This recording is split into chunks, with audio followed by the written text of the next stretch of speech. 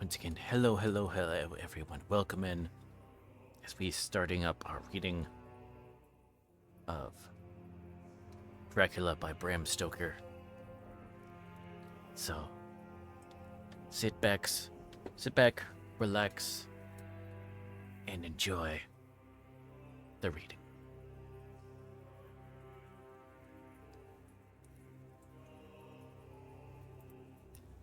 All right. Chapter 1. Jonathan Harker's Journal. 3rd of May, Bistritz. Left Munich at 8:35 p.m. on the 1st of May, arriving at Vienna early next morning. Should have arrived at 6:46, but train was an hour late.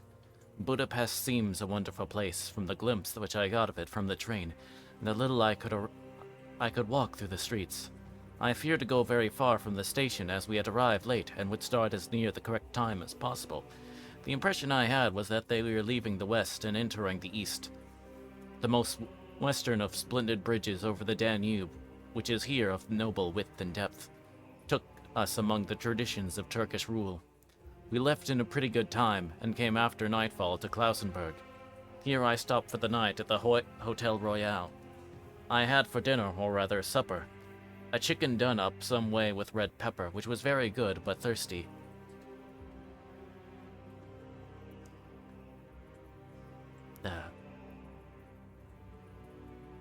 Let me get recipe from Mina. I asked the waitress, and he said it was called paprika Hendel, and that as it was a national dish, I should be able to get it anywhere along the Carpathians. I found my smattering of German very useful here indeed. I don't know how I should be able to get on without it. Having had some time at my disposal when in London, I had visited the British Museum and made search among the books and maps in the library regarding Transylvania. It had struck me that some foreknowledge of the country could hardly fail to have some importance in dealing with the noblemen of that country. I find that the district he named is in extreme east of the country, just on the borders of 3 states: Transylvania, Moldavia, and Bukovina, in the midst of the Carpathian Mountains, one of the wildest and least known portions of Europe. I was not able to light on any map or work giving the exact locality of the Castle Dracula, as there are no maps of this country as yet to compare with our own Ordnance Survey maps. But I found that Bistritz, the post town named by Count Dracula, is a fairly well-known place. I shall enter here some of my notes, as they may refresh my memory when I talk over my travels with Mina. In the population of Transylvania, there are 4 distinct nationalities: Saxons in the south, and mixed with them the Wallachs. The Wallachs were the descendants of the Dacians. Magyars in the west, and Szekels in the east and north. I'm going among the latter, who claim to be descended from Attila and the Huns. This may be so, for when the Magyars conquered the country, in the 11th century they found the Huns settled in it. I read that every known superstition in the world is gathered into the horseshoe of the Carpathians, as if it were the center of some sort of imaginative whirlpool. If so, my stay may be very interesting. Memorandum: I must ask the Count all about them. I did not sleep well, though my bed was comfortable enough, for I had all sorts of queer dreams. There was a dog howling all night under my window, which may have had something to do with it, or it may have been the paprika, for I had to drink up all the water in my carafe and was still thirsty. Towards morning I slept and was wakened by the continuous knocking at my door, so I guess I must have been sleeping soundly then. I had for breakfast more paprika and a sort of porridge of maize flour, which they said was mamaliga, an eggplant stuffed with forcemeat, a very excellent dish which they called implatata. Memorandum: get recipe for this also. I had to hurry breakfast, for the train started a little before 8, or rather, it ought to have done so. For after rushing to the station at 7:30, I had to sit in the carriage for more than an hour before we began to move. It seems to me that the further east you go, the more unpunctual are the trains. What ought they to be in China? All day long we seemed to dawdle through a country which was full of beauty of every kind. Sometimes we saw little towns or castles on the top of steep hills such as we see in old missals. Sometimes we ran by rivers and streams which seemed from the wide stony margin on each side of them to be subject to great floods. It takes a lot of water and running strong to sweep the outside edge of a river clear. At every station there were groups of people, sometimes crowds, and in all sorts of attire. Some of them were just like the peasants at home, or those I saw coming through France and Germany, with short jackets and round hats, and homemade trousers, but others were very picturesque. The women looked pretty, except that when you got near them, but they were very clumsy about the waist. They had all full white sleeves of some kind or other, and most of them had big belts with a lot of strips of something flittering from them like dresses in a ballet, but of course they were petticoats under them. The strangest figures we saw were the Slovaks, were more barbarian than the rest, with their big cowboy hats, great baggy dirt white trousers, white linen shirts, and enormous heavy leather belts nearly a foot wide, all studded over with brass nails. They wore high boots with their trousers tucked into them, and had long black hair and heavy black mustaches. They are very picturesque, but do not look prepossessing. On the stage they would be set down at once as some old oriental band of brigands. They are, however, I am told, very harmless and rather wanting in natural self-assertion. I was on the dark side of twilight when we got to Bistritz, which is a very interesting old place, being practically on the frontier for the Borgo Pass leads from into Bukovina. It had a very stormy existence, and it certainly shows marks of it. 50 years ago, a series of great fires took place which made terrible havoc on 5 separate occasions. At the very beginning of the 17th century, it underwent a siege of 3 weeks and lost 13,000 people, the casualties of war proper being assisted by famine and disease. Count Dracula had directed me to go to the Golden Krone Hotel, which I found, to my great delight, to be thoroughly old-fashioned, for of course I wanted to see all I could of the ways of the country.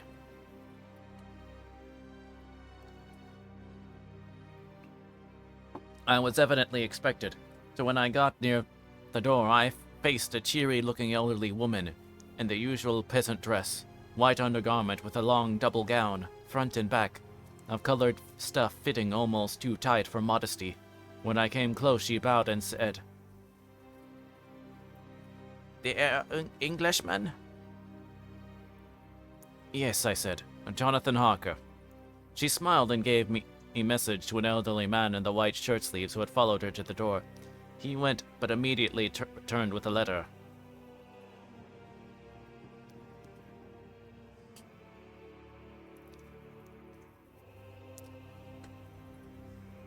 My friend, welcome to the Carpathians. I am anxiously expecting you will sleep well tonight. At 3 tomorrow, the diligence will start for Bukovina, a place on it is kept for you. At the Borgo Pass, my carriage will await you and will bring you to me. I trust that your journey from London has been a happy one, and that you will enjoy your stay in my beautiful land. Your friend, Dracula. The 4th of May. I found that my landlord had got a letter from the Count, directing him to secure the best place on the coach for me, but on making inquiries as to details he seemed somewhat reticent, and pretended that he could not understand my German. This could not be true, because up to then he understood it perfectly. At least he answered my questions exactly as if he did. He and his wife, the old lady who had received me, looked at each other in a frightened sort of way. He mumbled out that the money he had sent in a letter, and that was all he knew. When I asked him if he knew Count Dracula, and could tell me anything of his castle, both he and his wife crossed themselves, and saying that they knew nothing at all, simply refused to speak further. It was so near the time of starting that I had no time to ask anyone else, for it was all very mysterious and not by any means comforting. Just before I was leaving, the old lady came up to my room and said in a hysterical way, "Must you go? Oh, yeah, must you go?" She was in such an excited state that she seemed to have lost her grip of what German she knew. and mix it all up with some other language which I did not know at all. I was just able to follow her by asking many questions. When I told her that I must go at once and I was engaged on important business, she asked again, "Do you know what day it is?" I answered it was the 4th of May. She shook her head as she said again, Yes, I know that. But do you know what day it is?" On my saying that I did not understand, she went on, "'Tis the eve of St. George's Day. Do you not know that tonight when the clock strikes midnight, all the evil things in the world will have full sway? Do you know where you are going, and what you are going to?" She was in such an evident distress that I tried to comfort her, but without effect. Finally, she went down on her knees and implored me not to go, at least to wait a day or two before starting. It was all very ridiculous, but I did not feel comfortable. However, there was business to be done, and I could allow nothing to interfere with it. I tried to raise her up, and said as gravely as I could that I thanked her, but my duty was imperative and I must go. She then rose and dried her eyes, and taking a crucifix from her neck, offered it to me. I did not know what to do, for as an English churchman, I have been taught to regard such things as in some measure idolatrous, and yet it seems too ungrateful to refuse an old lady being so well and in such a state of mind. She saw, I suppose, the doubt in my face, for she put the rosary around my neck and said, "For your mother's sake," and went out of the room. I'm writing up this part of the diary whilst I'm waiting for the coach, which is, of course, late, and the crucifix is still around my neck.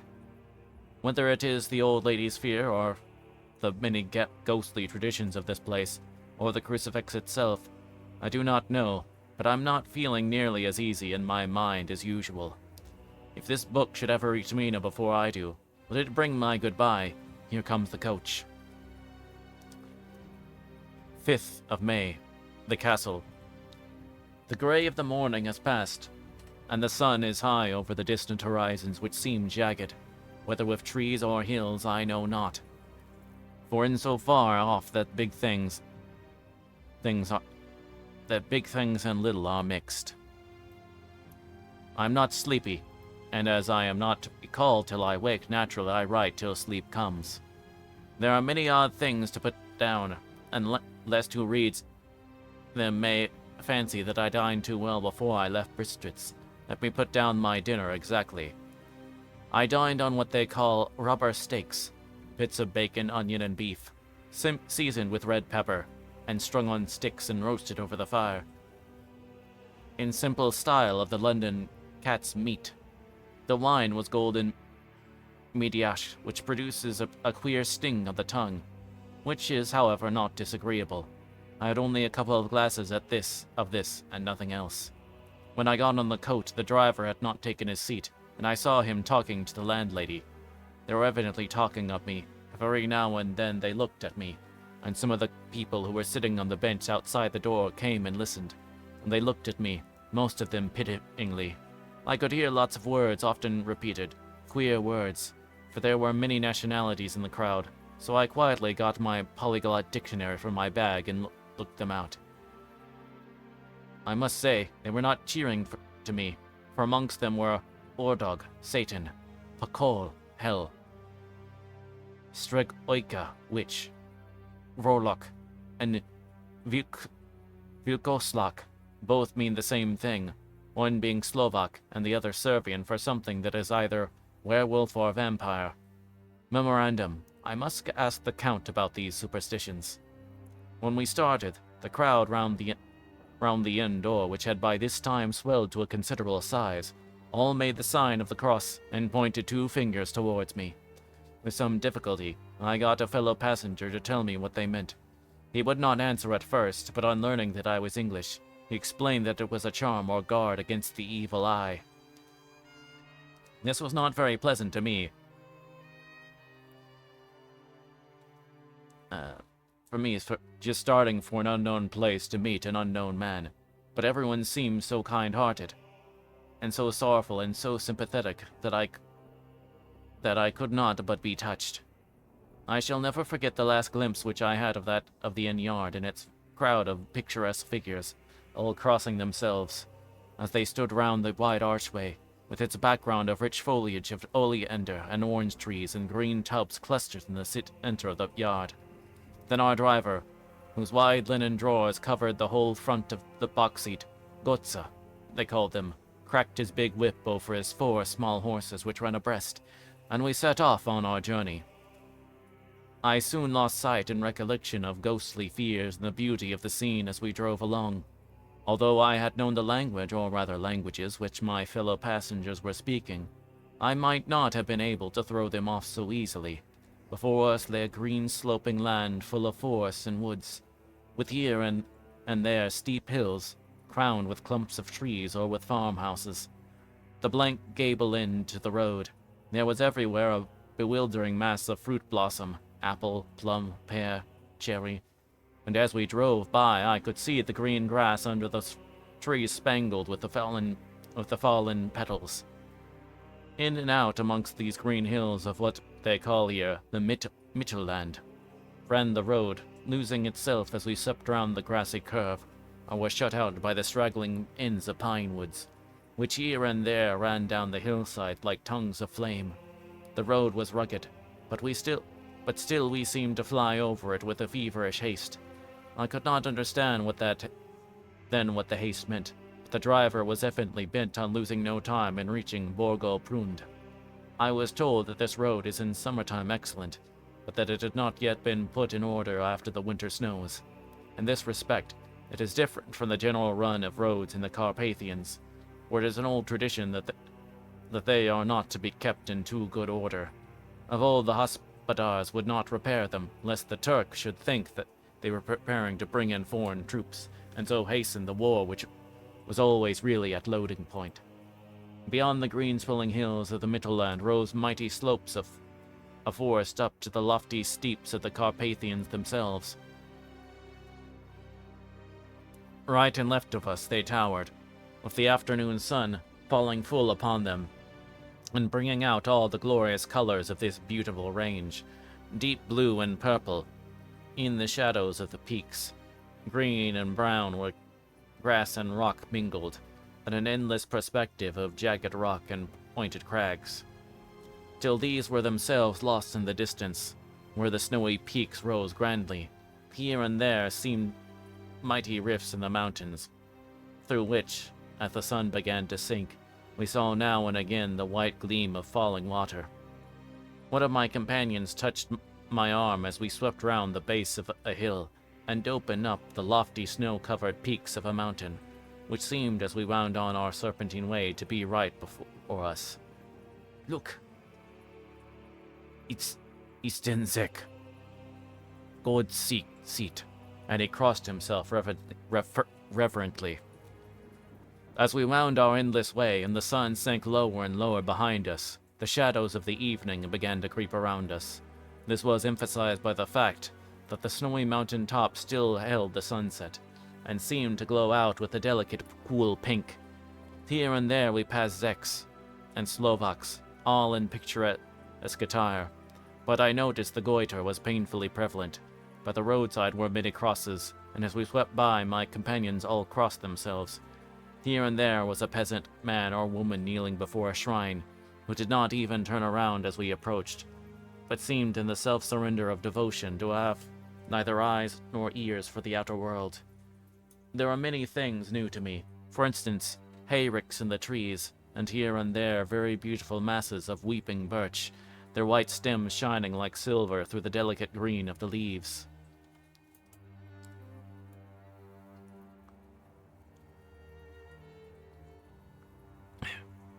Now and again we passed a liter wagon, the ordinary peasant's cart, with its long snake-like vertebra, calculated to suit the inequalities of the road. On this were sure to be seated quite a group of homecoming peasants, the Czechs with their white, and the Slovaks with their colored sheepskins. The latter carrying lance fashion with their long staves with axe at end. At the evening fell it began to get very cold, and the growing twilight seemed to merge into one dark mistiness the gloam of the trees, oak, beech, and pine. low into the valley which ran deep between the spurs of the hills as we ascended through the pass. The dark firs stood out there and there against the background of late-lying snow. Sometimes the road was cut through the pine woods at which seemed in their darkness to be closing down upon us.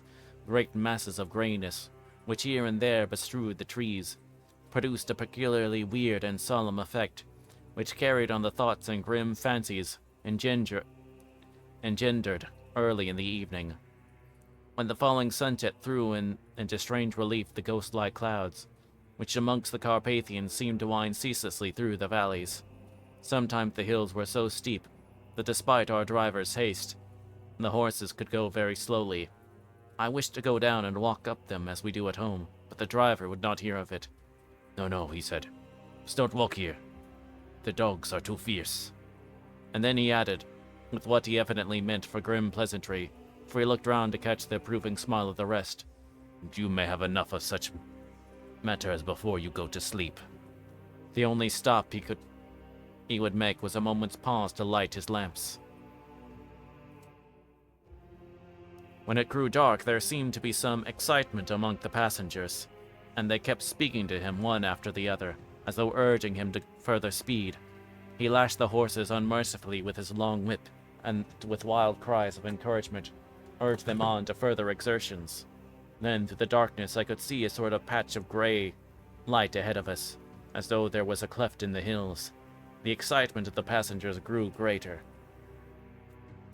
The crazy coach rocked on its great leather springs, and swayed like a boat tossed on a stormy sea. I had to hold on. The road grew more level, and we appeared to fly along. Then the mountains seemed to come near to us on each side and to frown down upon us. We were entering on the Borgo Pass.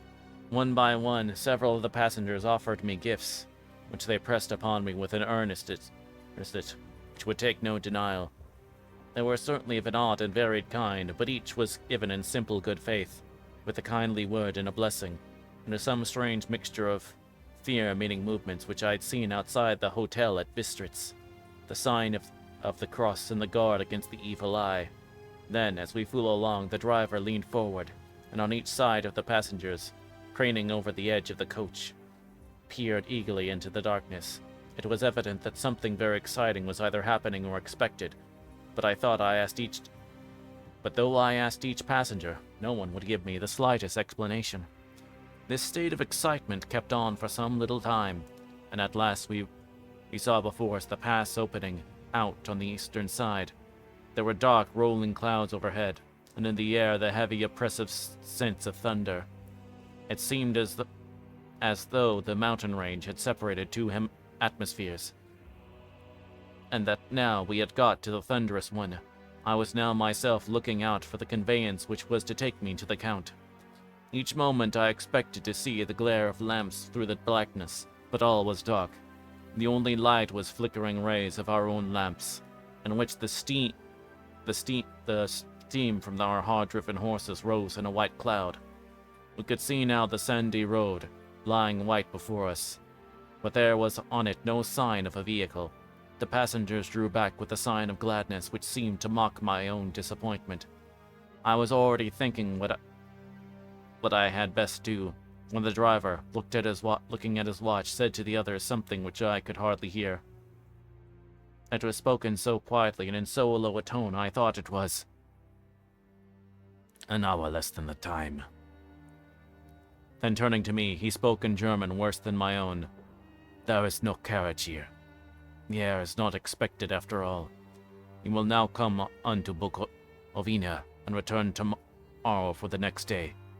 Better the next day. While he was speaking, the horses began to neigh and snort and plunge wildly, so that the driver had to hold them up. Then, amongst a chorus of screams from the peasants and a universal crossing of themselves, a Calais with 4 horses drove up behind us, overtook us, and drew up beside the coach. I could see from the flash of our lamps as the rays fell on them that the horses were coal-black and splendid animals. They were driven by a tall man with a long brown beard and a great black hat, which seemed to hide his face from us. I could only see the gleam of a pair of very bright eyes which seemed red in the lamplight as he turned to us.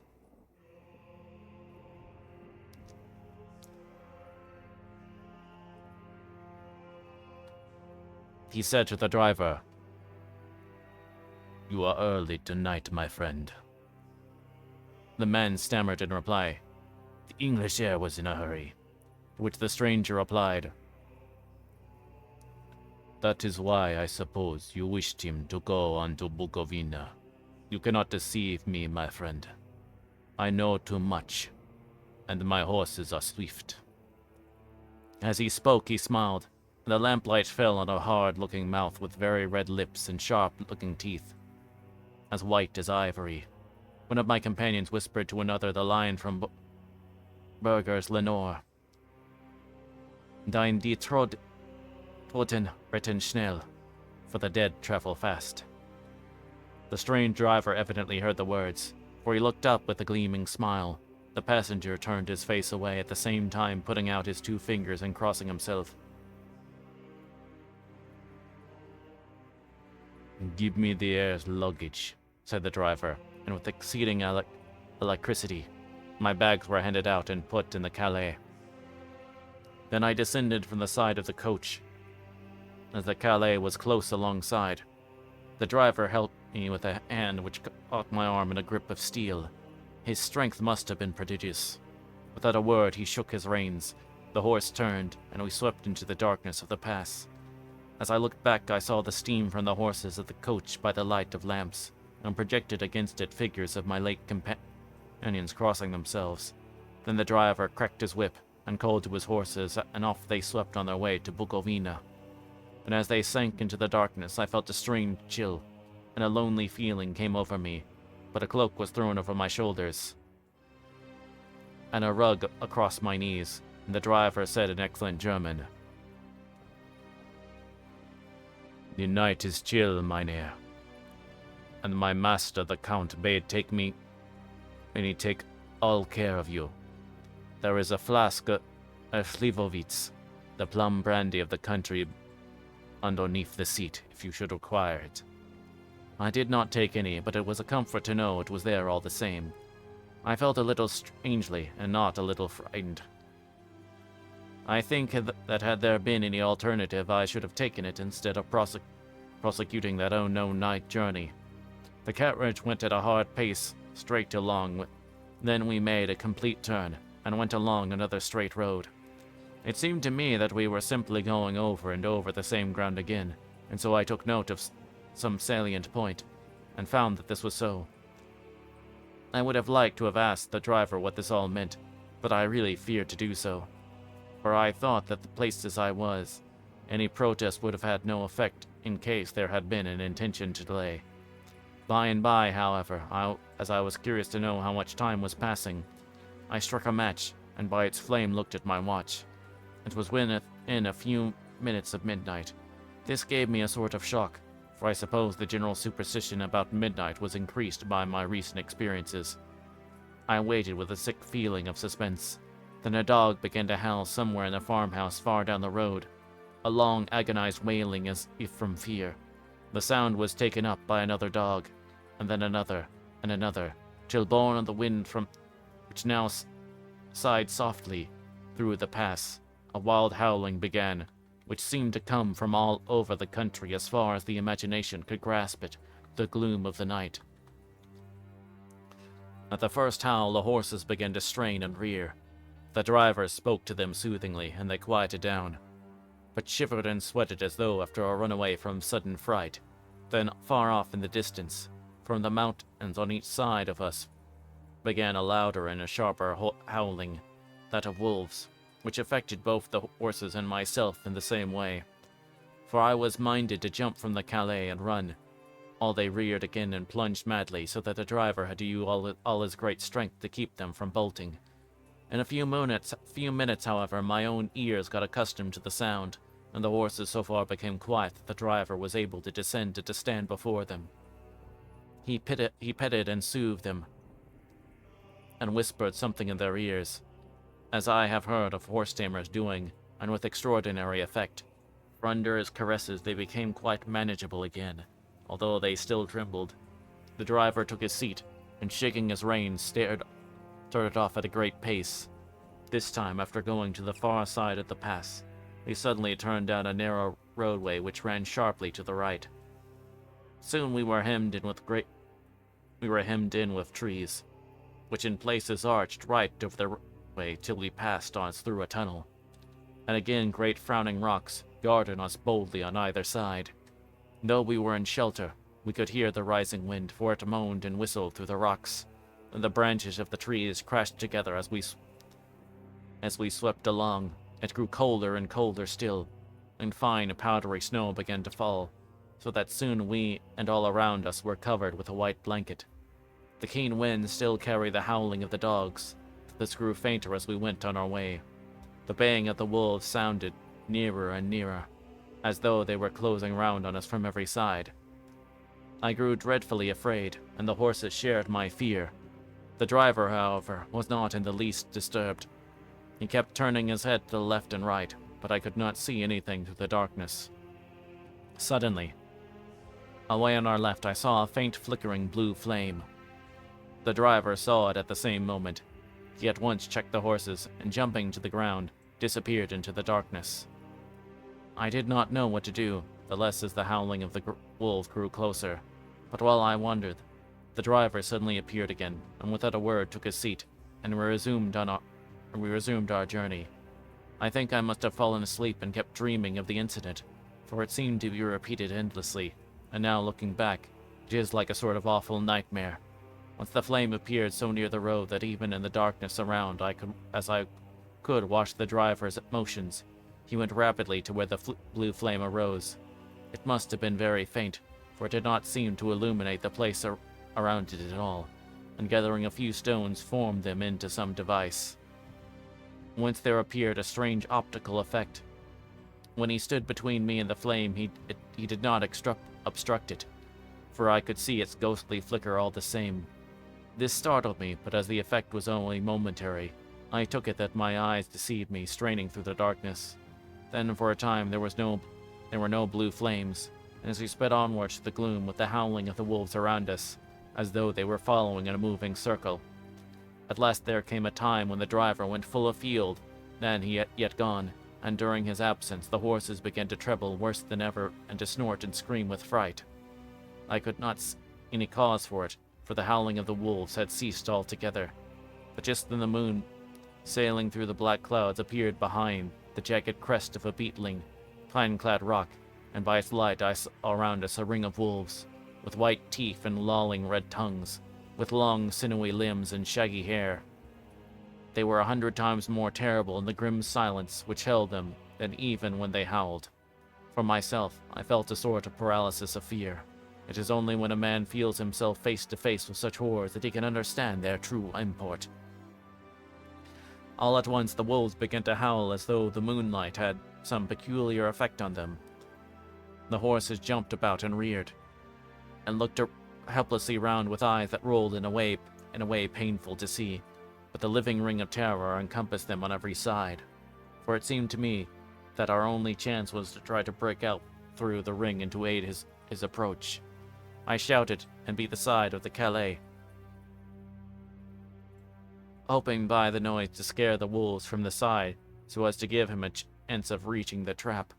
How he came there I know not, but I heard his voice raised in a tone of imperious command, and looking toward the sound saw him in the roadway. As he swept his long arms, as though brushing aside some impalpable obstacle, the wolves fell back and back further still.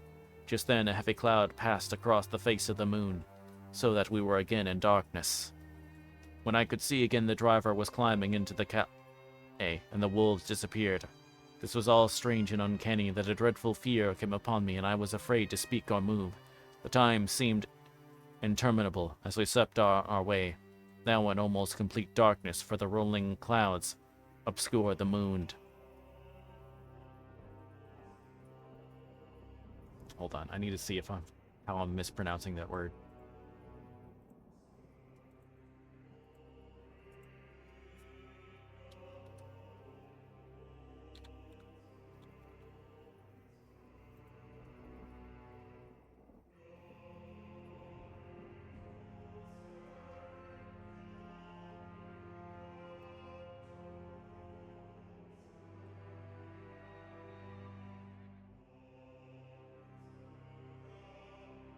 Okay, it's Kalish.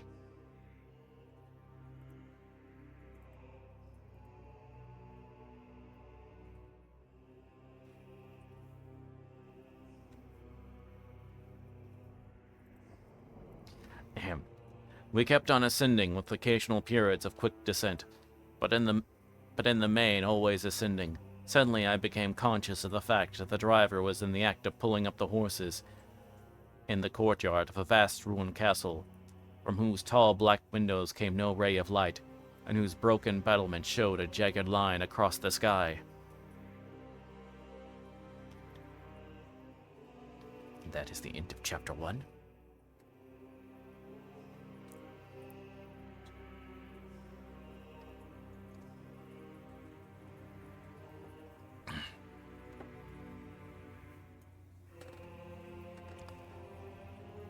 Okay. Chapter 2. Jonathan Harker's journal continued. The 5th of May. I must have been asleep, for certainly if I had been fully awake, I must have noticed the approach of such a remarkable place. In the gloom the courtyard looked of considerable size, and as several dark ways led from it under great round arches, it perhaps seemed bigger than it really is. I have not yet been able to see it by daylight. When the caleche stopped, the driver jumped down and held out his hand to assist me to alight. Again, I could not but notice his prodigious strength. His hand actually seemed like a steel vice. It could have crushed mine if he had chosen. Then he took my traps and placed them on the ground beside me as I stood close to a great door, old and studded with large iron nails, and set in a projecting doorway of massive stone. I could see even in the dim light that the stone was massively carved, but that the carving had been much worn by time and weather. As I stood, the driver jumped again into his seat and shook the reins. The horses started forward, and trap and all disappeared down one of the dark openings. I stood in silence where I was, for I did not know what to do. Of bell or knocker there was no sign. Through these frowning walls and dark window openings, it was not likely that my voice could penetrate. The time I waited seemed endless, and I felt doubts and fears crowding upon me. What sort of place had I come to, and among what kind of people? What sort of grim adventure was it on which I had embarked? Was this a customary incident in the life of a solicitor's clerk, sent out to explain the purchase of a London estate to a foreigner? Solicitor's clerk. Mina would not like that. Solicitor for just before leaving London, I got word that my examination was successful, and I am now a full-blown solicitor. I began to rub my eyes and pinch myself to see if I were awake. It all seemed like a horrible nightmare to me, and I expected that I should suddenly awake and find myself at home, with the dawn struggling in through the windows, as I had now and again felt in the morning after a day of overwork. But my flesh answered the pinching test, and my eyes were not to be deceived. I was indeed awake and among the Carpathians. All I could do now was to be patient and to wait the coming of morning. Just as I had come to this conclusion, I heard a heavy step approaching behind the great door, and saw through the chinks of the gleam of her coming light. Then there was the sound of rattling chains, the clanking of massive bolts drawn back. A key was turned with the loud grating noise of long disuse, and the great door swung back. Within stood a tall old man, clean-shaven save for a long white mustache, and clad in black from head to toe, without a single speck of color about him anywhere. He held in his hand an antique silver lamp, in which the flame burned without a chimney or globe of any kind, throwing long quivering shadows as it flickered in the draught of the open door. The old man motioned me with his right hand with a courtly gesture, saying in excellent English but with a strange intonation, "Welcome to my house. Enter freely and of your own free will." He made no motion of stepping to meet me, but stood like a statue, as though his gesture of welcome had fixed him into stone. The instant, however, that I stepped over the threshold, he moved impulsively forward, and holding out his hand, grasped mine with a strength which made me wince, an effect which was not lessened by the fact that it seemed cold as ice. more like the hand of a dead than a living man. Again he said, "Welcome to my house. Enter freely, go safely, and leave something of the happiness you bring." The strength of the handshake was so much akin to that which I noticed in the driver, whose face I had not seen, that for a moment I doubted if it were not the same person to whom I was speaking. So, to make sure, I said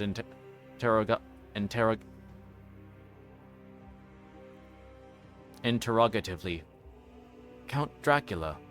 He bowed in a courtly way as he replied, "I am Dracula, and I bid you welcome, Mr. Harker, to my house. Come in. The night air is chill, and you must need to eat and rest." As he was speaking, he put the lamp on a bracket on the wall, and stepping out took my luggage.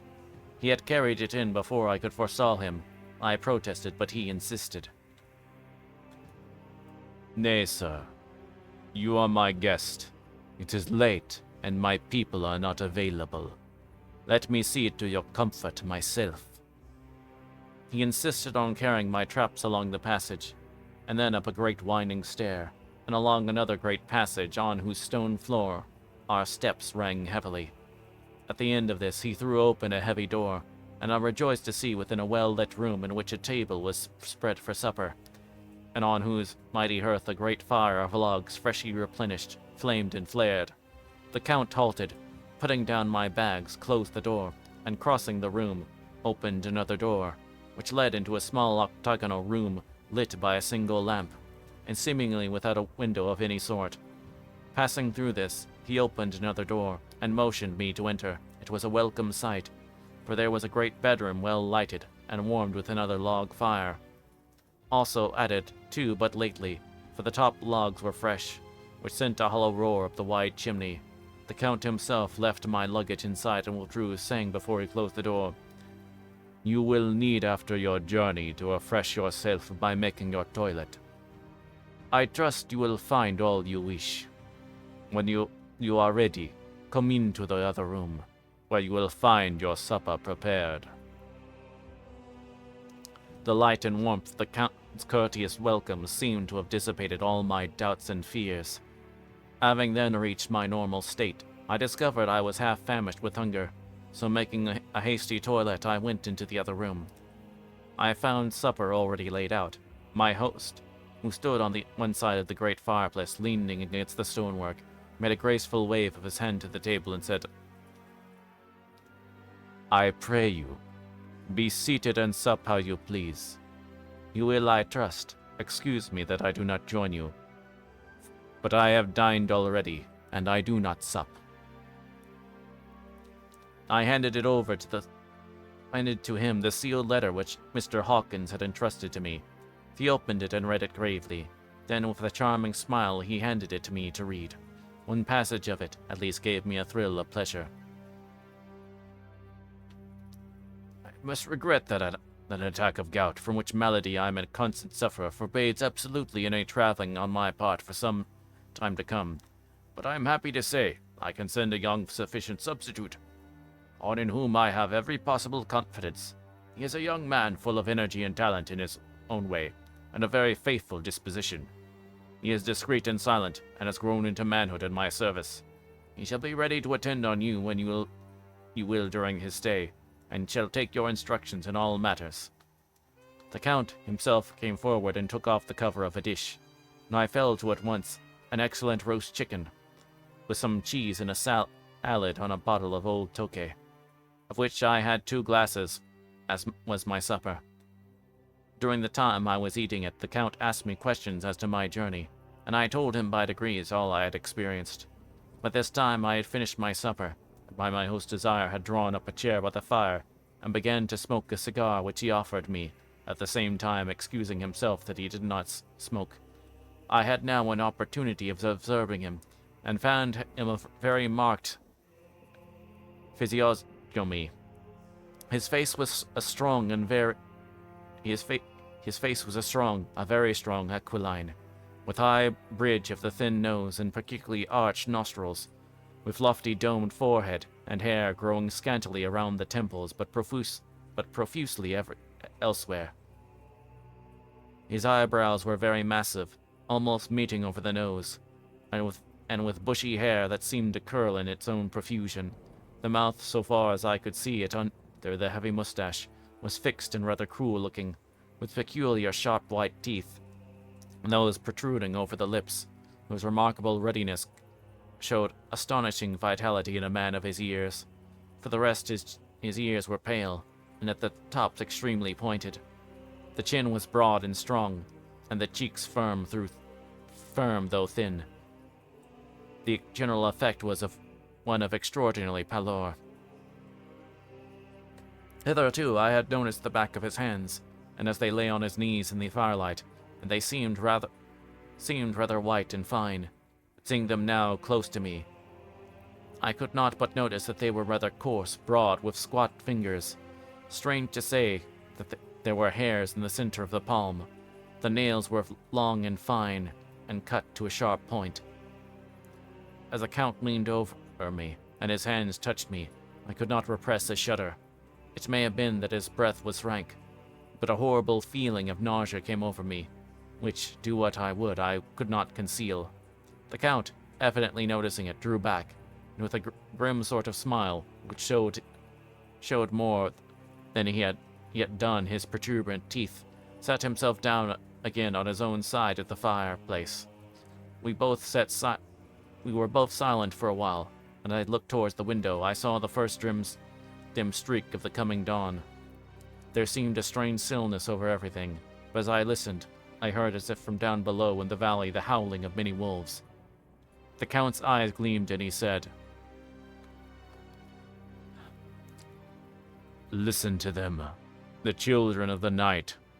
What music they make." Seeing, I suppose, some expression in my face strange, to which he added, "Ah, sir, you dwellers in the city cannot enter into the feelings of the hunter." Then he rose and said, "But you must be tired. Your bedroom is all ready, and tomorrow you shall sleep as late as you will. I have to be away till the afternoon. So sleep well and dream well." With a courteous bow, he opened for me himself the door to the octagonal room, and I entered my bedroom. I am all in a sea of wonders. I doubt, I fear, I think strange things which I dare not confess to my own soul. God keep me, if only for the sake of those dear to me.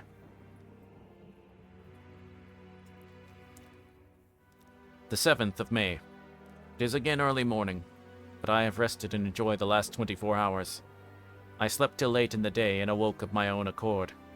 When I had dressed myself, I went into the room where we had supped, and found a cold breakfast laid out, with coffee kept hot by the pot being placed on the hearth. There was a card on the table, on which was written, "I have to be absent for a while. Do not wait for me. D." I set to and enjoyed a hearty meal. When I had done, I looked for a bell, so that I might let the servants know I had finished, but I could not find one. They were certainly odd deficiencies in the house, considering the extraordinary evidence of wealth which are round me. The table service is of gold, and so beautifully wrought that it must be of immense value. The curtains and upholstery of the chairs and sofas and the hangings of my bed are of the costliest and most beautiful fabrics, and must have been of fabulous value when they were made, for they are centuries old, though in excellent order. I saw something like them in the Hampton Court, but they were worn and frayed and moth-eaten. But still, in none of the rooms is there a mirror. There was not even a toilet glass on my table, and I had to get the little shaving glass from my bag before I could either shave or brush my hair.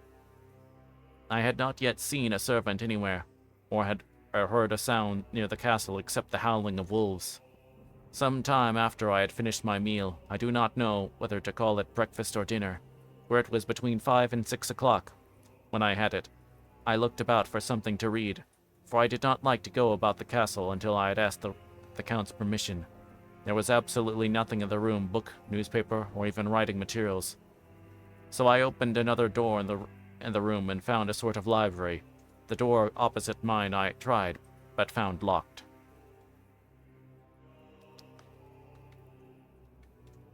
In the shelves I found, to my great delight, a vast number of English books, whole shelves full of them, and bound volumes of magazines and newspapers. A table in the center was littered with English magazines and newspapers, though none of them were of very recent date. The books were of the most varied kind: history, geography, politics, political economy, botany, geology, law, all relating to England and English life and customs and manners. There were even such books of reference to the London Directory, the Red and Blue books, Whitaker's Almanac, the Army and Navy lists, and it somehow gladdened my heart to see it, the law list. Whilst I was looking at the books, the door opened, and the Count entered. He saluted me in a hearty way, and hoped that I had a good night's rest. Then he went on. "I'm glad you found your way in here, for I'm sure there is much that will interest you. These companions," and he laid his hand on some of the books, "have been good friends to me, and for some many years, ever since I had the idea of going to London, have given me many, many hours of pleasure. Though, I come to know your great England, and to know her is to love her.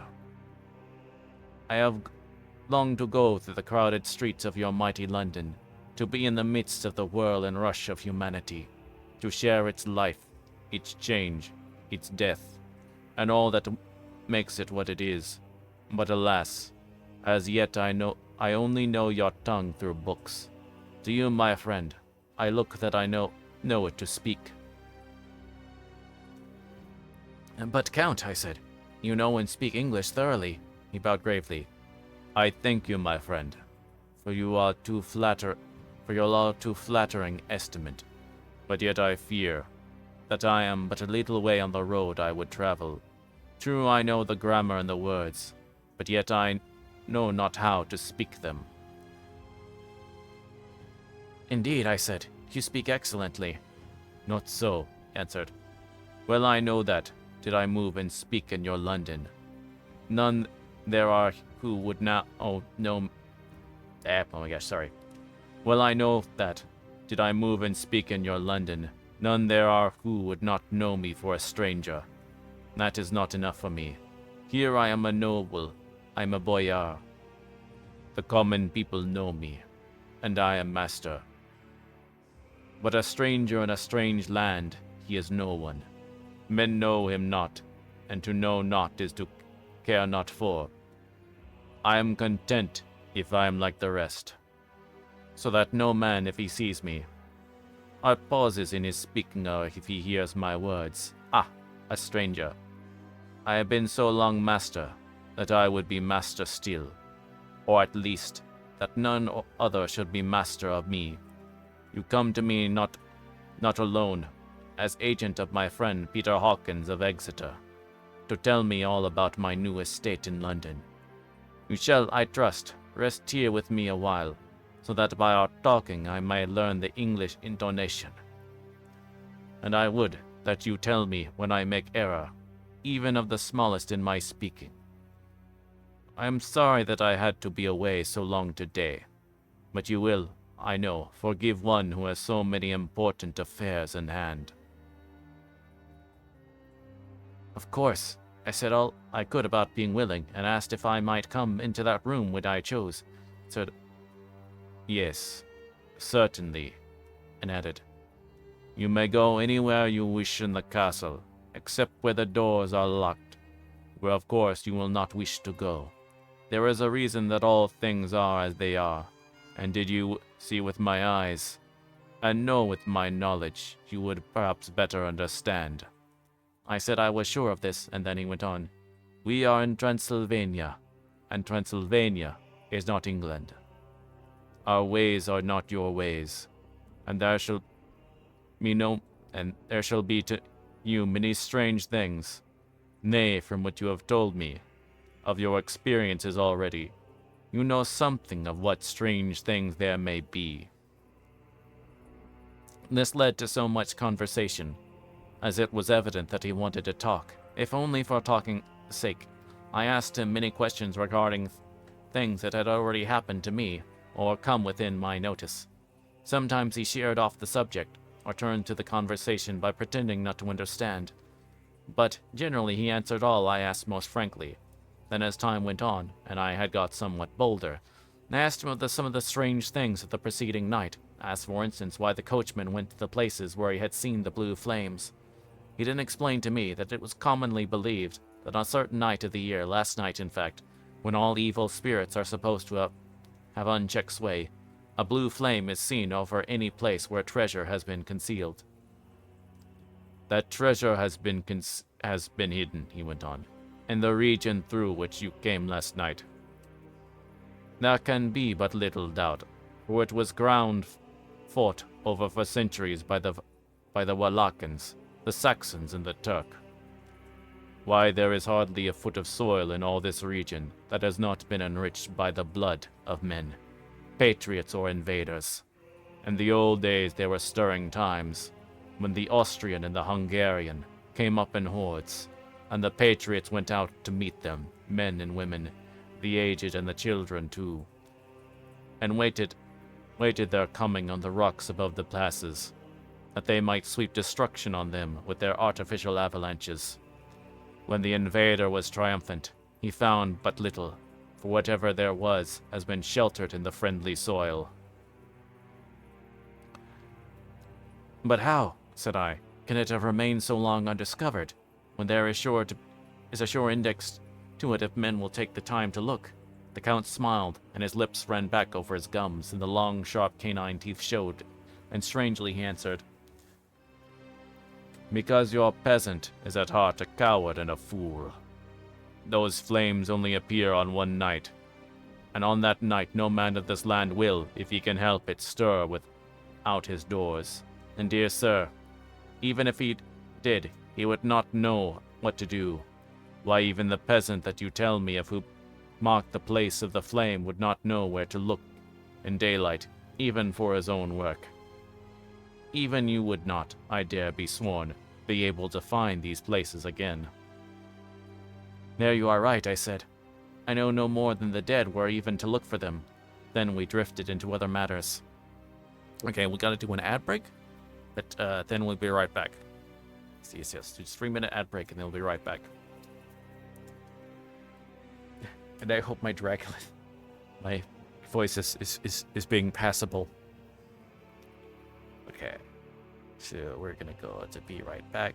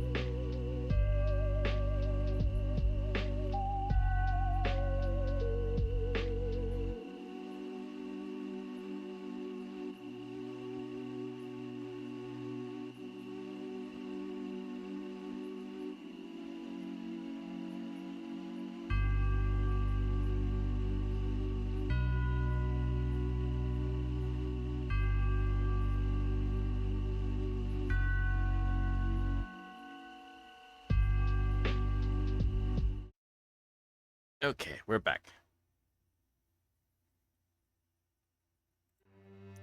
Get back your stuff going. There we go. Okay.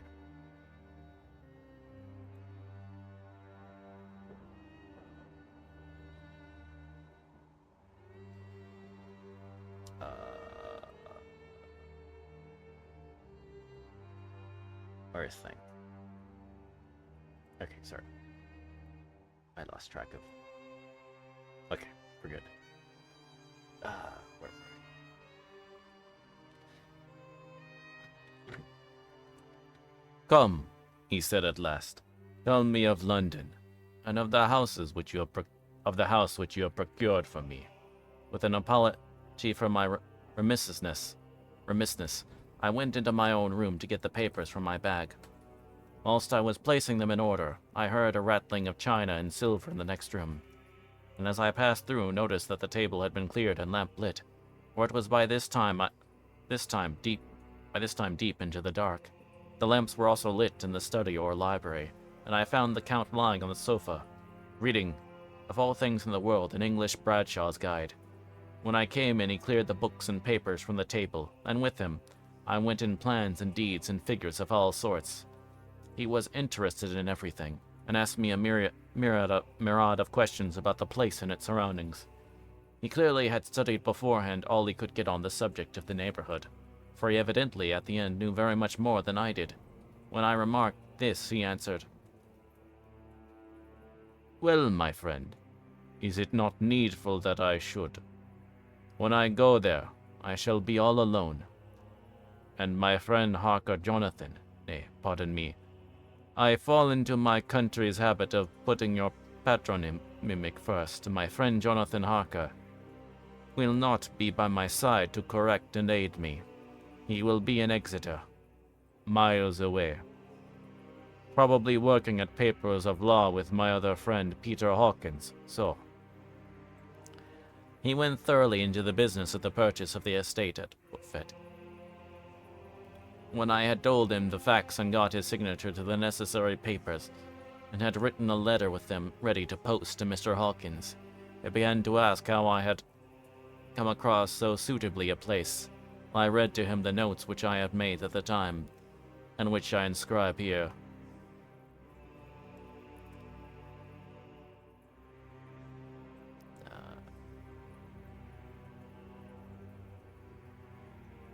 At Purfleet, on a byroad, I came across just such a place as seemed to be required, and where we displayed a dilapidated notice that the place was for sale.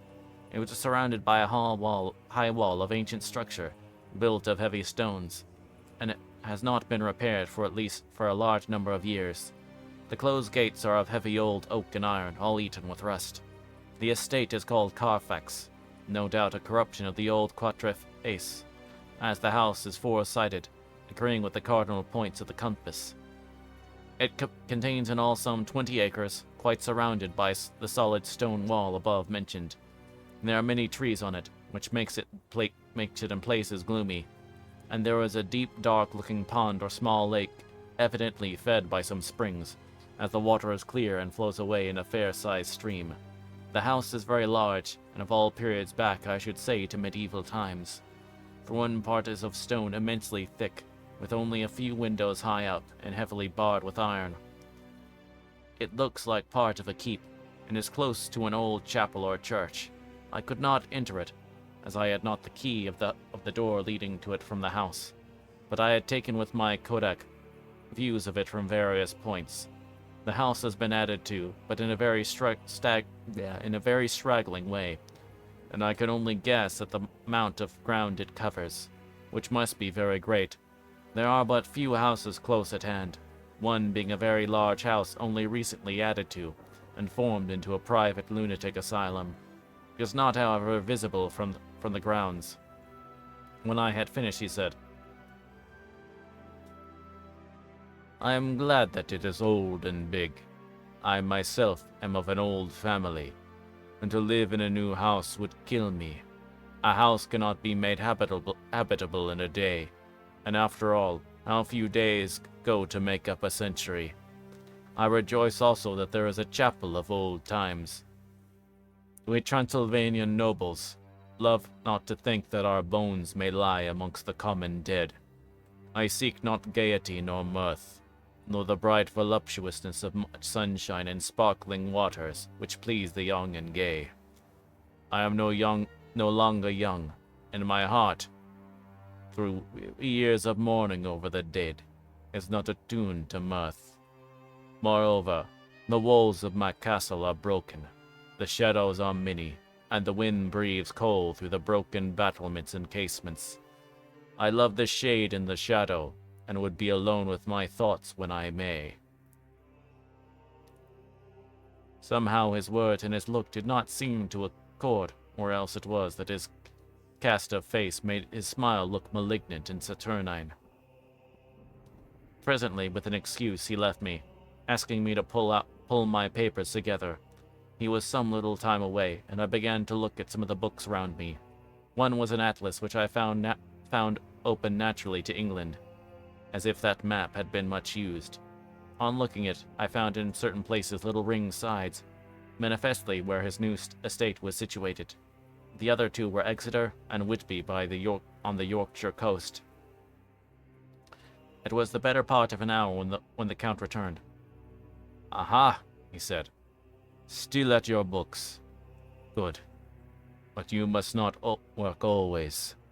Come, I'm informed that your supper is ready."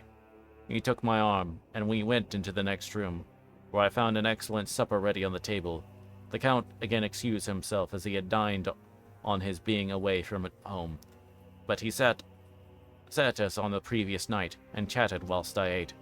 After supper I smoked as on the last evening, and the Count stayed with me, chatting and asking questions on every conceivable subject hour after hour. I felt that it was getting very late indeed, but I did not say anything, for I felt under obligation to meet my host's wishes in every way. I was not sleepy, as the long sleep yesterday had fortified me, but I could not help experiencing that chill which comes over one at the coming of the dawn, which is like, in its way, the turn of the tide. They say the people who are near death die generally at the change to dawn or at the turn of the tide.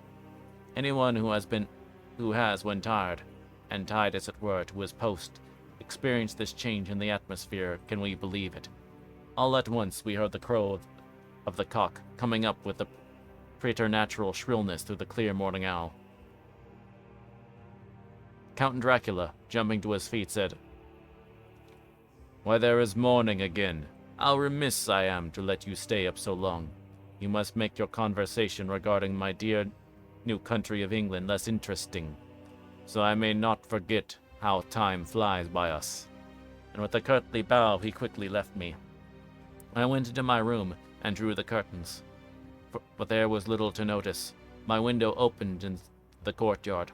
All I could see was the warm gray of quickening sky, so I pulled the curtains again and have written of this day.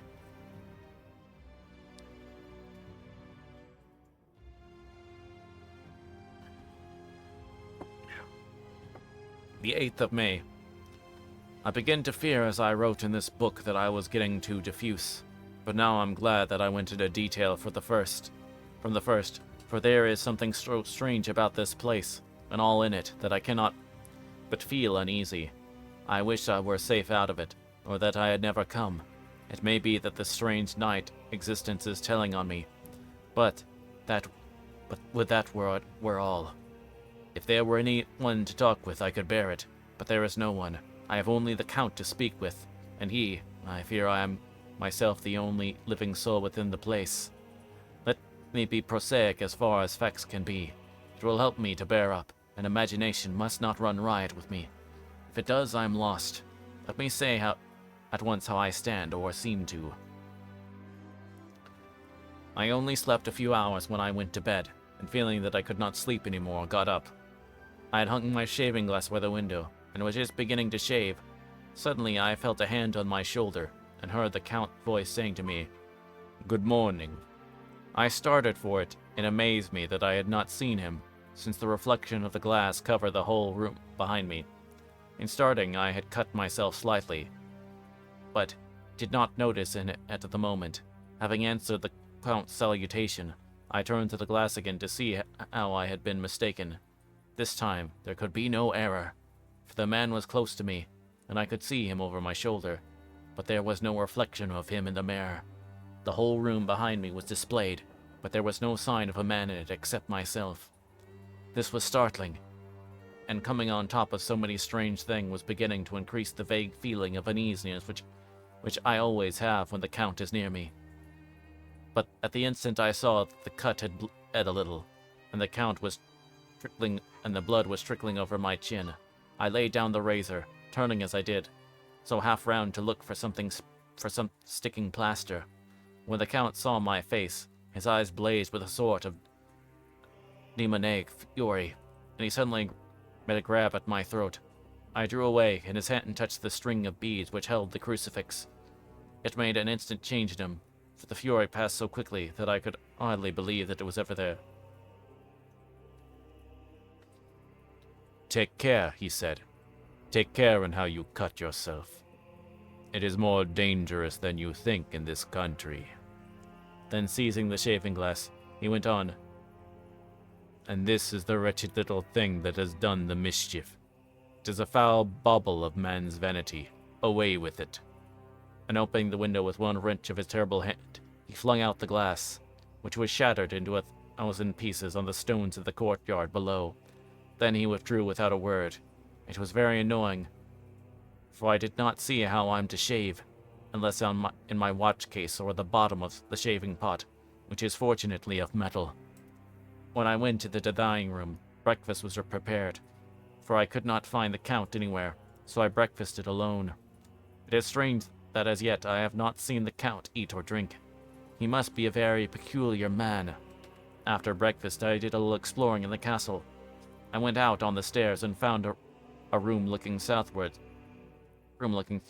the south. The view was magnificent. From where I stood there was every opportunity of seeing it. The castle is on the very edge of a terrific precipice. A stone from the window would fall 1,000 feet without touching anything. As far as the eye can reach is a sea of green treetops, which occasionally a deep rift where there is a chasm. Here and there are silver threads where the river wind in deep gorges across the forests. But I'm not an art to describe beauty, for when I had seen the view, I explored further. Doors everywhere, and all locked and bolted. In no place save from the windows in the castle walls is there an available exit. The castle is a veritable prison, and I am a prisoner.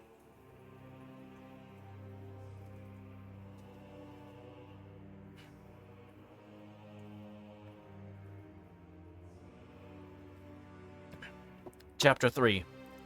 Jonathan Harker's journal continued. When I found that I was a prisoner, a sort of wild feeling came over me.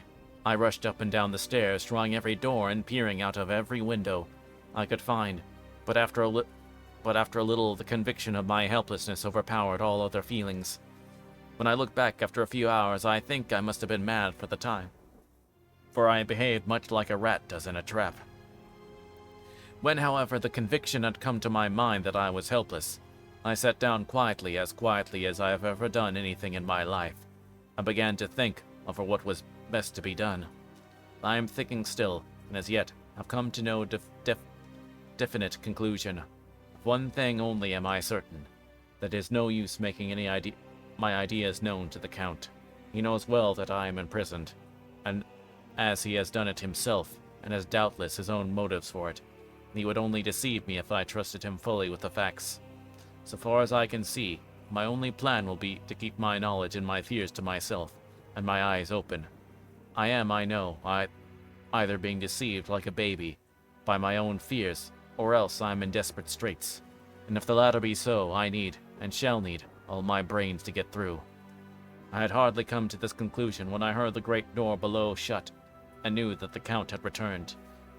He did not come at once into the library, so I went cautiously to my own room, and found him making the bed. This was odd, but only confirmed what I had all along thought, that there were no servants in the house. When later I saw him through the chink of the hinges of the door, laying the table in the dining room, I was assured of it.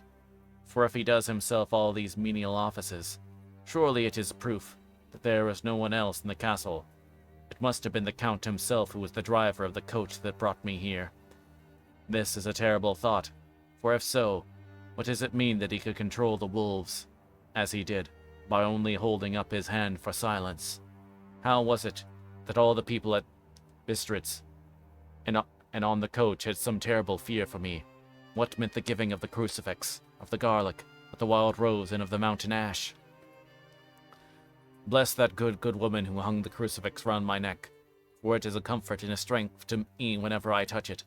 It is odd that a thing which I have been taught to regard with disfavor as idolatrous should be in a time of loneliness and trouble be of help. Is it that there is something in the essence of the thing itself, or that is a medium, or a tangible help, in conveying memories of sympathy and comfort? So, some time it may be, I must examine this matter, and try to make up my mind about it. In the meantime, I must find out all I can about Count Dracula, as it may help me to understand. Tonight, he may talk of himself. If I turn the conversation that way, I must be very careful. However, not to awaken a suspicion. Midnight. I have had a long talk with the Count. I asked him a few questions on Transylvanian history, and he warmed up to the subject wonderfully. In his speaking of things and people, and especially of battles, he spoke as if he had been present at them all. This he afterwards explained by saying that to a boyar the pride of his house and name is his own pride, that their glory is his glory, that their fate is his fate. Whenever he spoke of his house, he always said we, and spoke almost in the plural, like a king speaking. I wish I could put down all he said exactly as he said, for to me it was most fascinating. It seemed to have in it a whole history of the country. He grew excited as he spoke, and walked about the room, pulling his great white mustache, and grasping anything on which he laid his hands as though he would crush it by main strength. One thing he said which I shall put down as nearly as I can, for it tells in its way the story of his race. We Szeklis have a right to be proud, for in our veins flow the blood of many races who fought as the lion fights for lordship. Here in the whirlpool of European races, the Ugric tribe bore down from Iceland the fighting spirit, which Thor and Woden give them, which their berserkers displayed at such fell intent on the seaboards of Europe, aye, and of Asia and Africa too, till the peoples thought that the werewolves themselves had come. Here too, when they came, they found the Huns, whose warlike fury had swept the earth like a living flame, till the dying people held that in their veins ran the blood of those old witches, who expelled from Scythia had mated with the devils in the desert. Fools, fools, what devil or what witch was ever so great as Attila, whose blood is in these veins? He held up his arm. Is it a wonder that we were a conquering race, that we were proud, that when the Magyar, the Lombard, the Avar, the Bulgar, the Turk poured his thousands on our frontiers, we drove them back?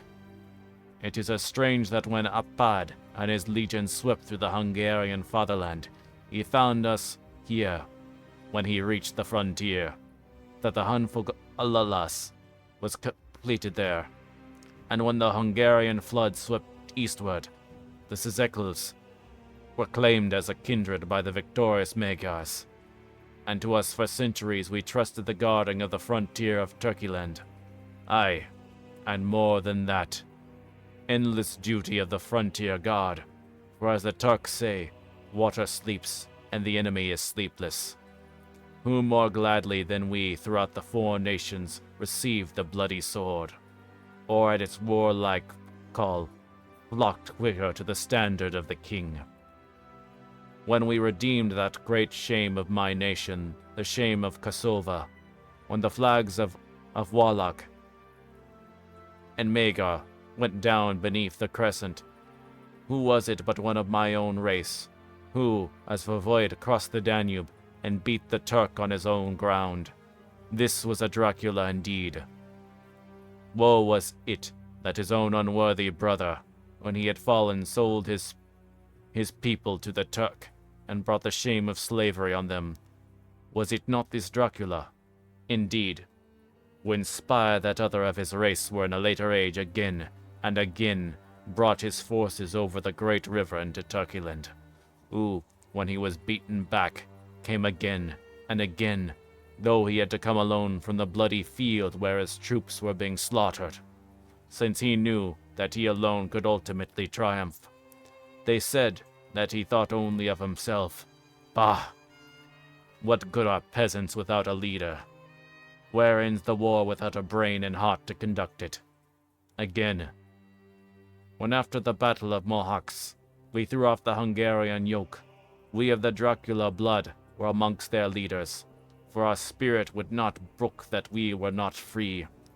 Young sir, sectors in the Dracula, as their heart's blood, their brains and their swords, can boast a record that mushroom growths like the Habsburgs and the Romanovs can never reach.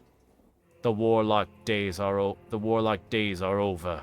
Blood is too precious a thing in these days of dishonorable peace, and the glories of the great races are as a tale that is told. It was by this time close on morning, and we went to bed. Memorandum: this diary seems horribly like the beginning of the Arabian Nights, for everything has to break off like a cockcrow, or like the ghost of Hamlet's father. The 12th of May. Let me begin with facts, bare meager facts, verified by books and figures, of which there can be no doubt. I must not confuse them with experiences, which will have to rest on my own observation, and or my memory of them. Last evening, when the Count came from his room, he began by asking me questions on legal matters, and on the doing of certain kinds of businesses. On certain kinds of business. I had spent the day wearily over books, and simply to keep my mind occupied, went over some of the matters I had been examined at Lincoln's Inn. There was a certain method in the Count's inquiries, so I'll try to put them down in sequence. The knowledge may somehow or sometime be useful to me. First, he asked if a man in England might have 2 solicitors or more.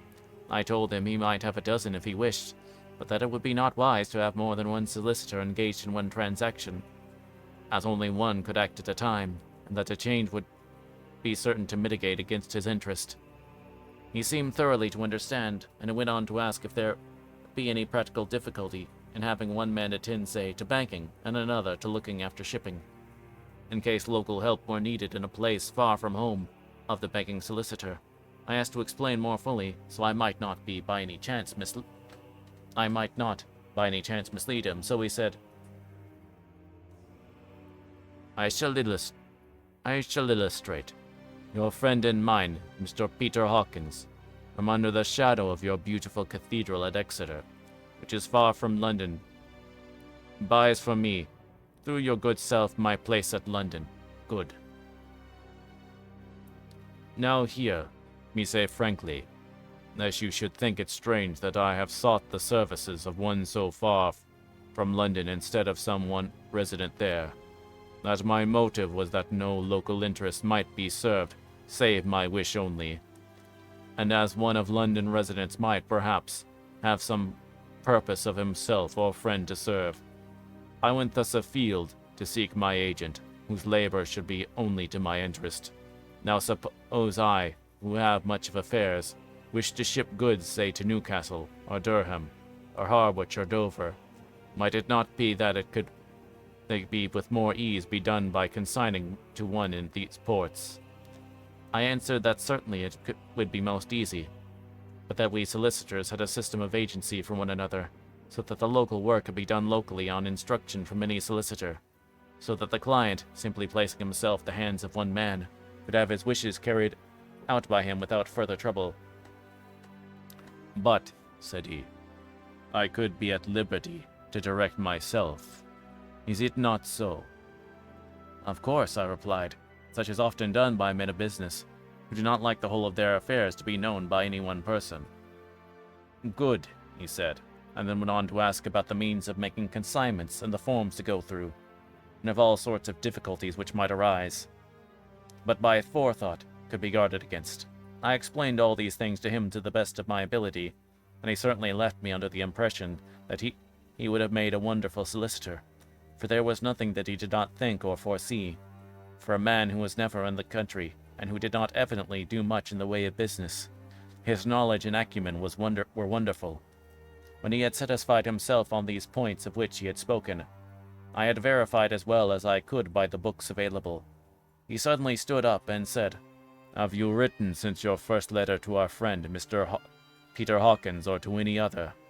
It was with some bitterness in my heart that I answered that I had not, that as yet I had not seen any opportunity of sending letters to anybody.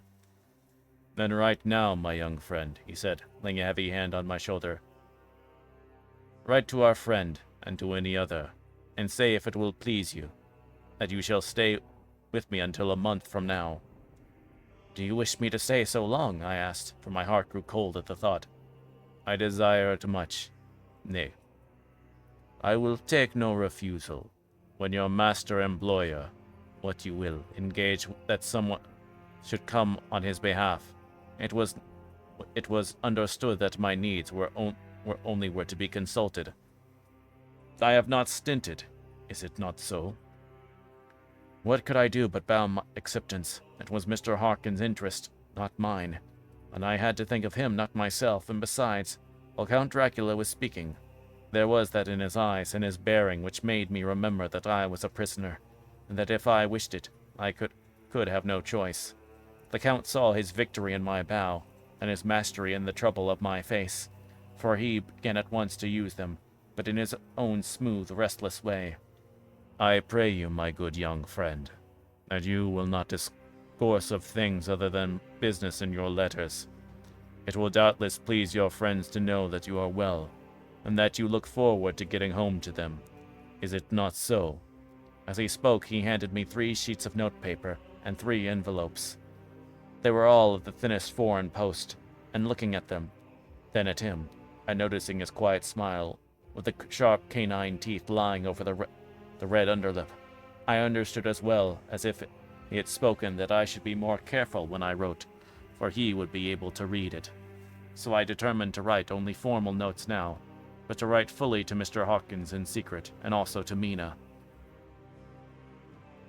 For to her I could write shorthand, which would puzzle the Count, if he did see it. When I had written my 2 letters, I sat quiet, reading a book whilst the Count wrote several notes, referring as he wrote them to some books on his table. Then he took up my 2 and placed them with his own, and put by his writing materials, after which, the instant the door had closed behind him, I leaned over and looked at the letters, which were face down on the table. I felt no compunction in doing so, for under the circumstances I felt I should protect myself in every way I could. One of the letters was directed to Samuel F. Billington, No. 7, The Crescent, Whitby.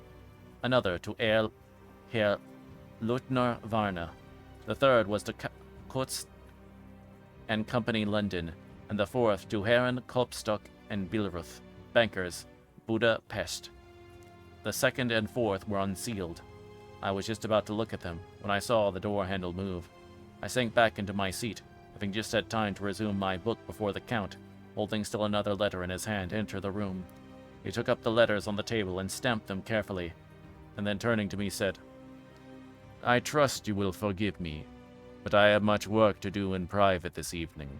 Will, I hope, find all things as you wish." At the door he turned, and after a moment's pause he said, "Let me advise you, my dear young friend. Nay, let me warn you with all seriousness, that should you leave these rooms, you will not by any chance go to sleep in any other part of the castle. It is old and has many memories, and there are bad dreams for those who sleep unwisely. Be warned. Should sleep now or ever overcome you, or be like to do, then haste to your own chamber or to these rooms. Your rest will then be safe. But if you be not careful in this respect, then," he finished his speech in a gruesome way, for he motioned with his hands as if he were washing them. I quite understood. My only doubt was whether any dream would be more terrible than the unnatural, horrible net of gloom and misery which seemed closing around me. Later, I endorsed the last words written, but this time there was no doubt in question. I shall not fear to sleep in any place where he is not. I have placed the crucifix over the head of my bed. I imagine that my rest is thus freer from dreams, and there it shall remain. When he left me, I went to my room. After a little while, not hearing any sound, I came out and went up the stone stair to where I could look out toward the south. There was some sense of freedom in the vast expanse, inaccessible though it was to me, as compared with the narrow darkness of the courtyard. Looking out on this, I felt that I was indeed in prison, and I seemed to want a breath of fresh air, though it were of the night. I am beginning to feel that this nocturnal existence tell on me. It is destroying my nerve. I start at my own shadow, and am full of sorts of horrible imaginings. God knows that there is ground for my terrible fear in this accursed place. I looked out over the beautiful expanse bathed in soft yellow moonlight, till I was almost as light as day. In the soft light the distant hills became melted, and the shadows in the valleys and gorges of velvety blackness. The mere beauty seemed to cheer me. There was peace and comfort in every breath I drew. As I leaned from the window, my eye was caught by something moving a story below me, and somewhere to my left, when I imagined from the order of the rooms which at the window of the Count's own room would look out. The window at which I stood was tall and deep, stone mullioned, and through weather-worn, was still complete, but it was evidently many a day since the case had been there. I drew back behind the stonework and looked carefully out. What I saw was the Count's head coming out from the window. I did not see the face, but I knew the man by the neck and movement of his back and arms. In any case, I could not mistake the hands which I had so many opportunities of studying. I was at first interested and somewhat amused, for it was wonderful how small a matter will interest and amuse a man when he is a prisoner. My very feelings changed to repulsion and terror when I saw the whole man slowly emerge from the window and begin to crawl down the castle wall over the dreadful abyss, face down with his cloak spreading out around him like great wings. At first I could not believe my eyes. I thought it was some trick of the moonlight, some weird effect of shadow, but I kept looking, and it could be no delusion. I saw the fingers and toes grasp the corners of the stones, worn clear of the mortar by the stress of years, and by thus, using every projection and small inequality, move downwards with considerable speed, just as a lizard moves along a wall. What manner of man is this, or what manner of creature is it in the semblance of man? I feel the dread of this horrible place overpowering me. I am in fear, in awful fear, and there is no escape for me. I am encompassed about with fears I dare not think of, terrors I dare not think of. The 15th of May. Once more I've seen the Count go out in his lizard fashion. He moves downwards in a sidelong way, some 100 feet down, and a good deal to the left. He vanished into some hole or window. When his head had disappeared, I leaned out to try and see more, but without avail. The distance was too great to allow a proper angle of sight. I knew he had left the castle now, and thought to use the opportunity to explore more than I had dared to as yet.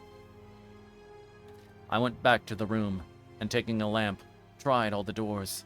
They were all locked as I had expected, and the locks were comparatively new.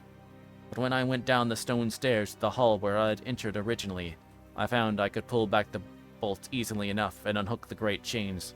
But the door was locked and the key was gone.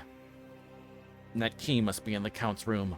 I must watch should his door be unlocked, so that I might get it and escape. I went on to make a thorough examination of the various stairs and passages, and to try the door that opened from them. 1 or 2 small rooms near the hall were open, but there was nothing to use in them except old furniture, dusty with age and moth-eaten. At last, however, I found one door at the top of the stairway, which, though it seemed locked, gave a little under pressure. I tried it harder, and found that it was not really locked, but that the resistance came from the fact that the hinges had fallen somewhat, and the heavy door rested on the floor. Here was an opportunity which I might not have again, so I exerted myself, and with many efforts forced it back so I could enter. I was now in a wing of the castle further to the right than the rooms I knew, and a story lower down from the windows I could see that the suite of rooms lay along to the south of the castle. The windows of the end room looked out on both west and south. On the latter side, as well as to the former, there was a great precipice. The castle was built on the corner of a great rock, so that on the 3 sides it was quite impregnable, and great windows were placed here with sling or bow or culverin could not reach, and consequently light and comfort impossible to a position which had to be guarded or secured. To the west was a great valley, and then rising far away, great jagged mountain fastness, rising peak on peak, the sheer rock studded with mountain ash and thorn, whose roots clung in cracks and crevices and crannies of the stone. This was evidently the portion of the castle occupied by the ladies in bygone days, for the furniture had more an air of comfort than any I had seen. Though the windows were curtainless, and the yellow moonlight flooding through the diamond panes enabled one to see even colors, while it softened the wealth of dust which lay over all, and disguised in some measure the ravage of time and moth, my lamp seemed to be of little effect in the brilliant moonlight, but I was glad to have it with me, for there was a dread loneliness in the place which chilled my heart and made my nerves tremble. Still, it was better than living alone in the rooms which I had come to hate from the presence of the Count, and after trying a little to school my nerves, I found a soft quietude come over me. Here I am, sitting at a little oak table, where in old times possible some fair lady sat to pin, with some thought and many blushes, her ill-spelt love letter, and writing in my diary in shorthand all that has happened since I closed it last. It is the 19th century up to date, with a vengeance, and yet, unless my senses deceive me, the old centuries had, and have, powers of their own, which mere modernity cannot kill. Later, the morning of the 16th of May. God preserve my sanity, for to this I am reduced. Safety and assurance of passage are things of the past. Whilst I live on here, there is but one thing to hope for, that I may not go mad. If, indeed, I be not mad already. If I be sane, then surely it is maddening to think of all the foul things that lurk in this hateful place. The Count is the least dreadful to me, that to him alone I can look for safety, even though this be only whilst I can serve his purpose. Great God, merciful God, let me be calm, for out of that way lies madness indeed. I begin to get new lights on certain things which have puzzled me. Up to now I never quite knew what Shakespeare meant when he made Hamlet say, My tablets, quick, my tablets.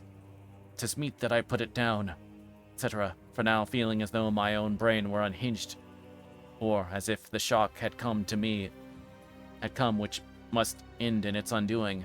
I turned to my diary for repose. The habit of entering accurately must help to soothe me. The Count's mysterious warning frightened me at the time. It frightens me more when I think of it, for in the future he has a fearful hold upon me. I shall fear to doubt what he may say. When I had written in my diary, had fortunately replaced the book and pen in my pocket, I felt sleepy. The Count's warning came into my mind, but I took pleasure in disobeying it. The sense of sleep was upon me, and with it the obstinacy which sleep brings as outrider. The soft moonlight soothed, and the wide expanse without gave a sense of freedom which refreshed me. I determined not to return tonight to the gloom-haunted rooms, but to sleep here, where of old ladies had sat and sung and lived sweet lives, whilst their gentle breasts were sad for their menfolk away in the midst of remorseless wars. I drew a great couch of its place near the corner, so that as I lay I could look at the lovely view to east and south, and unthinking of and uncaring for the dust, composed myself to sleep. I suppose I must have fallen asleep. I hope so. But I fear, for all that followed was startlingly real, so real that now sitting here in the broad full sunlight of the morning, I cannot in the least believe that it was asleep. I was not alone. The room was the same, unchanged in any way since I came into it. I could see along the floor, in the brilliant moonlight, my own footsteps marked where I disturbed in a long accumulation of dust. In the moonlight opposite me were 3 young women, ladies by their dress and manner. I thought at the time I must be dreaming. When I saw them, they threw no shadow on the floor. They came close to me and looked at me for some time and then whispered together. 2 were dark and had high aquiline noses like the Count, and great dark piercing eyes that seemed to be almost red when contrasted with the pale yellow moon.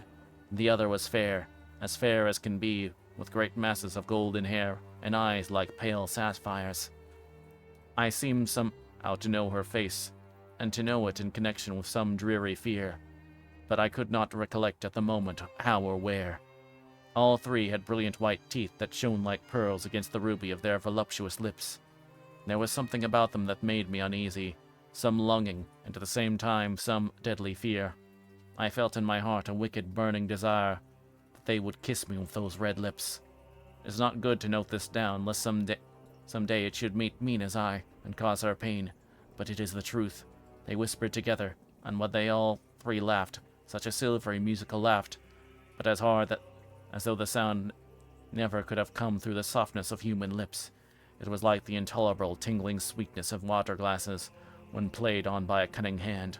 The fair girl shook her head coquettishly, and the other two urged her on. One said, "Go on, you are first, and we shall follow. Yours is the right to begin." The other said, "He is young and strong. There are kisses for us all." I lay quiet, looking out from under my eyelashes in an agony of delightful anticipation. The fair girl advanced and bent over me till I could feel the movement of her breath upon me. Sweet it was in one sense, honey sweet, and sent the same tingling through the nerves as her voice, but with a bitter underlying the sweet, a bitter offensiveness, as one smells in blood. I was afraid to raise my eyelids, but looked out and saw perfectly under the lashes. The girl went on her knees and bent over me, simply gloating.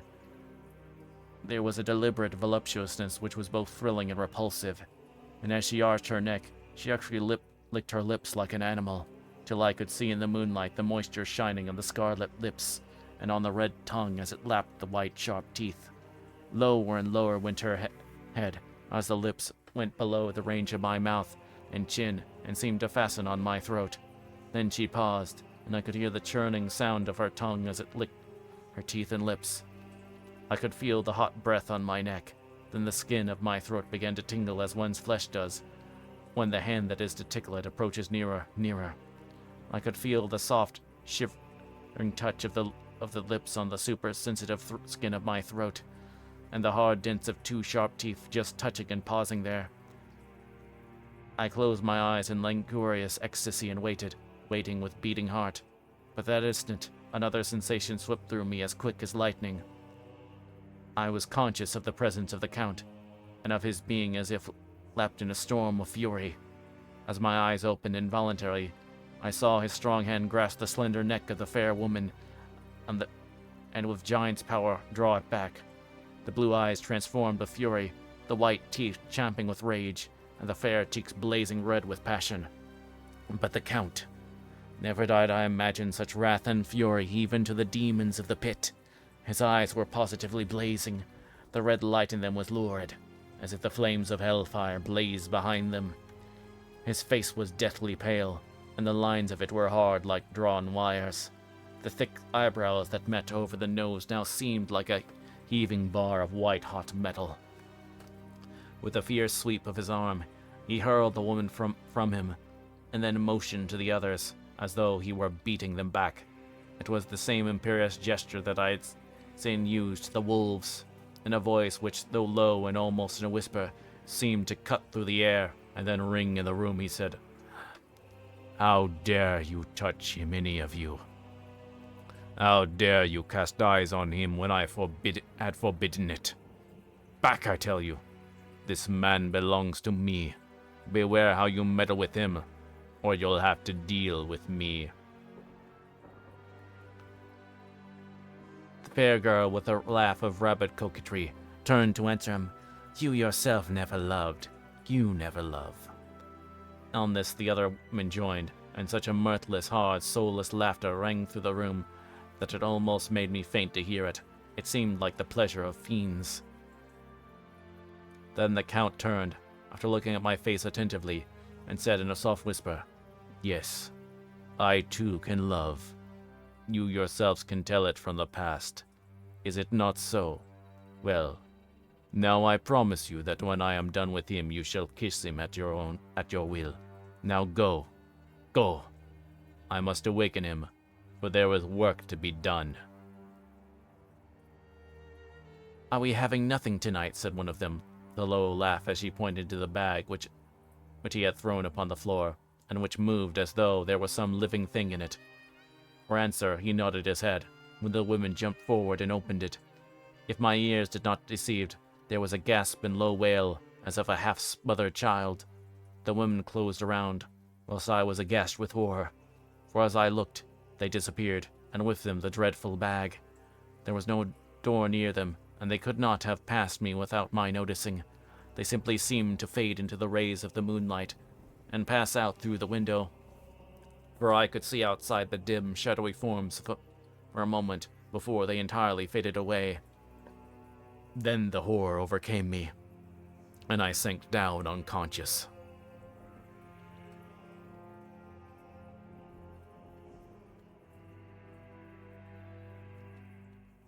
Okay. So I think we're going to call it for tonight.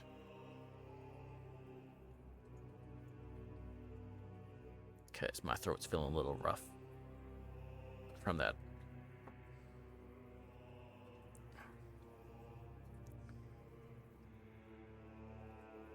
But I hope y'all enjoyed that. So, y'all tune in next time when we start with Chapter 4.